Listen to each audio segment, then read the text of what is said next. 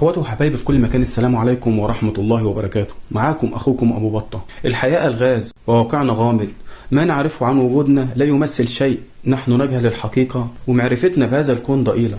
حتى كوكبنا الارض والكائنات التي تعيش به سواء فوق الارض او تحته لا نعرفها. بمرور السنين وتغيرات الزمن تتحول الأحداث العظيمة إلى أساطير، وتتحول الأساطير إلى حكايات، والحكايات إلى خرافات، لكن كل ذلك حدث في الماضي البعيد. النهاردة هنتكلم عن مدينة هرقليون الغارقة في الإسكندرية.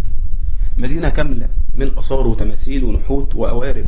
كانت المدينة الغارقة اللي ظن الكثيرين إن ليس لها وجود إلا في كتب الأساطير والروايات، لتفاجئ الاكتشافات إن هذه الأسطورة كانت بالفعل ومستقرة بتفاصيلها تحت مياه الإسكندرية. تلك هي حضارة هرقليون، أو ما يسمى باليونانية أثانيوس، وكمان بتعرف أيضا باسمها المصري ثونيوس، وأحيانا تسمى ثونيوس هرقليون. دي كانت مدينة مصرية قديمة قرب الفرع الجنوبي من النيل، حوالي 32 كيلو شمال شرق اسكندرية.